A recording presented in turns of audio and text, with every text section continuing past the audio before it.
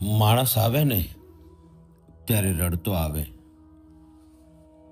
અને જાય ત્યારે પાછળ બધાને રડતા મૂકીને જાય. પણ એક વાત જીવનમાં યાદ રાખવી કે કોઈ માણસ જ્યારે સ્વધામ જાય ત્યારે એની પાછળ રડવું નહીં. હવે જો રડવાથી પાછા આવી જાય તો વાત બરોબર છે.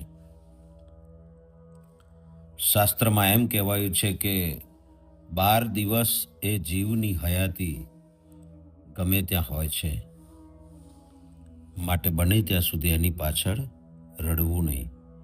એની પાછળ બને એટલું ભજન કરવું, જેટલું થાય એટલું સત્કાર્ય કરવું, સત્કર્મ કરવું, પાઠ કરવા, પ્રાર્થના કરવી, દાન પુણ્ય કરવું, તો એ જીવને ઉપયોગી બનશે.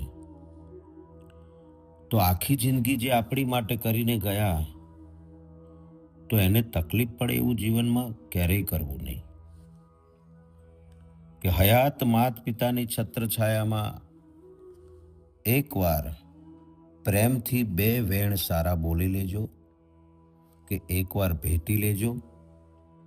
પછી જ્યારે એ હયાત નહીં હોય ત્યારે એની છબીને નતમસ્તક નમાવીને શું કરશો? કળિયુગની આ બહુ મોટી કઠણાઈ છે કે જીવતા હોય ત્યારે મા બાપને એમ કે તમને કાંઈ ખબર પડે નહીં. અરે, એમને ખબર ના પડતી હોત તો આપણને આવડા મોટા કર્યા હોત જ નહીં. અત્યારે વિચાર કરો કેટલા વૃદ્ધાશ્રમો ખુલી ગયા છે, એની વાત ન પૂછો. ઠેર ઠેર 6 મહિના વેઇટિંગ હોય.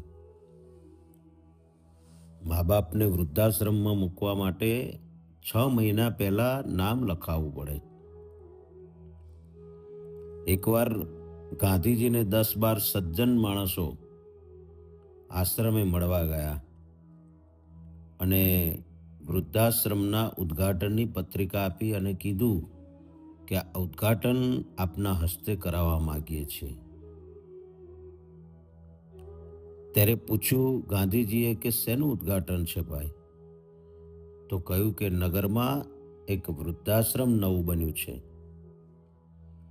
તો ગાંધીજીએ ખૂબ સરસ જવાબ આપ્યો કે એ જ્યારે બંધ કરો ને ત્યારે બોલાવજો, હું તાળું મારવા આવીશ. શું કીધું? કે એ જ્યારે બંધ કરો ને ત્યારે બોલાવજો, હું તાળું મારવા આવીશ. 100 વાતની એક વાત કે જેણે તમને મોટા કર્યા છે એમની સામે આપણે મોટું ના થવું, બસ આટલું યાદ રાખવું જીવનમાં. ક્યારેય તકલીફ નહીં પડે, કારણ દરેક પિતા એવું જ વિચારે કે જે મને નથી મળ્યું એ મારા સંતાનોને મળે. 1 નંબરથી લઈને 10 નંબરના કામ કરે. કોના માટે? પોતાના સંતાનો માટે. એકવાર એક બાળક એના પિતાની પાસે બેઠો હતો. તો બાળકે એના પિતાને પૂછ્યું, પપ્પા, આ ગંજી ફાટેલું કેમ પહેરો છો? નવું લઈ લ્યો ને. ત્યારે પિતાએ સરસ જવાબ આપ્યો કે બેટા, એમાં નિરખીને જો, એમાં તને તારું ભવિષ્ય દેખાશે. તો મા મમતાની મૂર્તિ છે, એમ પિતા એ ત્યાગની મૂર્તિ છે. એટલે જેણે મોટા કર્યા છે એને ક્યારેય દુઃખ ના આપતા, દુઃખી ના કરતા. અને એક વાત 100% સત્ય છે કે મા બાપ સિવાય દુનિયામાં કોઈ પણ ખૂણે જાઓ, જો કોઈ તમને નિસ્વાર્થ પ્રેમ આપવા વાળું મળે ને તો કહેજો. તમે કયો એ કરવા તૈયાર છે? કોઈ એવું?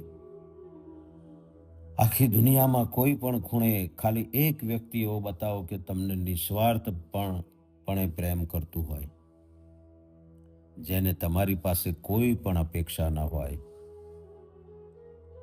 મા બાપ તમારી પાસે વધારેમાં વધારે ઈચ્છા શું રાખે? કે જે તમને બાળપણમાં પ્રેમ આપ્યો છે એનો અડધો તમે એને વૃદ્ધાશ્રમમાં આપો, બસ. જેને આંગળી પકડીને જગતમાં ફેરવ્યા છે, જેણે આંગળી પકડીને જગતમાં ફેરવ્યા છે, વૃદ્ધાશ્રમમાં તમે એનો ટેકો બનો. બસ. મા બાપને એથી વિશેષ ઈચ્છા ના હોય. મા બાપ એમ ના કે તું મને કરોડો રૂપિયા આપ. મા બાપને જરૂર પણ નથી તમારા કરોડો રૂપિયાની કે ગાડી કે બંગલાની. માટે જે સંતાન મા બાપનું સન્માન ના કરી શકે, પછી મોટો થઈને કંઈ ફાયદો છે નહીં. એના કારણે મા બાપની આંખોમાં આંસુ આવે તે દિવસે સંતાનોએ સમજવું કે બસ આપણી પડતી ચાલુ. કેમ કે એ જ ભગવાન છે તમારા સૌથી પહેલા. પછી ખબર પડી કે ગણપતિ કોણ અને માતાજી કોણ. બાકી સૌથી પહેલા તો મા બાપ એ જ મોટા દેવ છે. એટલે એનું સન્માન હંમેશા જાળવવું. એના થકી જ ઉજળા લાગશો. ગણપતિને કાર્તિકેયની વાતમાંથી આ જ શીખવાનું છે. ગણપતિ અને કાર્તિકેયની વાતમાંથી આ જ શીખવાનું છે કે ગણપતિએ મા બાપને પહેલા પૂજ્યા, એટલે જગતમાં આજે પહેલા પૂજાય છે. બાકી ધૃતરાષ્ટ્રના પુત્રો જુઓ, કાંઈ ના રહેવા દીધું, હાવ પૂરું કરી નાખ્યું. મા બાપ વિશે કહીએ એટલું ઓછું છે બાપ. અસ્તુ. જય સિયારામ. ઓમ નમો નારાયણ.